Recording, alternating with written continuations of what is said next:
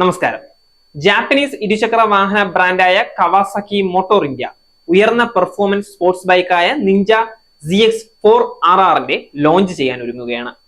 Compact വലിപ്പത്തിനും ശക്തമായ പ്രകടനത്തിനും പേരുകെട്ട ഈ പുതിയ മോഡൽ പരിമിതമായ എണ്ണത്തിൽ ലഭ്യമാകുമെന്ന് തന്നെയാണ് പ്രതീക്ഷ. ഇത് പൂർണ്ണമായും ബിൽറ്റ് യൂണിറ്റ് ആയിട്ടായിരിക്കും ഇന്ത്യയിലേക്ക് എത്തുന്നത്. ഇന്ത്യയിൽ അടുത്തിടെ പുറത്തിറക്കിയ നിഞ്ച ZX4R മുകളിലായിരിക്കും നിഞ്ച ZX4RR സ്ഥാനം പിടിക്കുന്നത്. Kawasaki Ninja ZX4RR Kawasaki racing team paint scheme അവതരിപ്പിക്കുമെന്ന് ടീസർ ചിത്രം സൂചിപ്പിക്കുന്നുണ്ട്. ഇത് ലോഞ്ചിലെ ഒരേ ഒരു കളർ ഓപ്ഷൻ ആയിരിക്കും. ബ്ലൂടൂത്ത് കണക്ടിവിറ്റി, 4 റൈഡിംഗ് മോഡുകൾ, ഓൾ LED ലൈറ്റിംഗ് എന്നിവ വാഗ്ദാനം ചെയ്യുന്ന 4.3 ഇഞ്ച് TFT സ്ക്രീനും ബൈക്കിലുണ്ടാകും.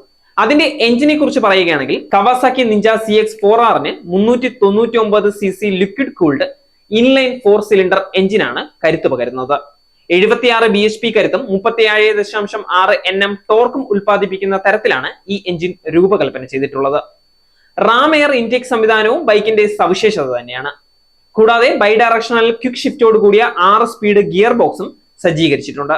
വെറും 189 കിലോഗ്രാം ഭാരമുള്ള ഈ ബൈക്ക് മികച്ച പവർ ടു വെയിറ്റ് അനുപാതം വാഗ്ദാനം ചെയ്യുന്നുണ്ട്. ഇത് അവിശ്വസനീയമാം വിധം ചടുലവും വേഗതയും ഉള്ളതാക്കുന്നു. സസ്പെൻഷനായി പ്രീലോഡ് ക്രമീകരിക്കാവുന്ന 37 mm USD Showa SFF BP front ഫോർക്കുകളുമായാണ് കവാസാക്കി നിഞ്ച ZX4RR വരുന്നത്.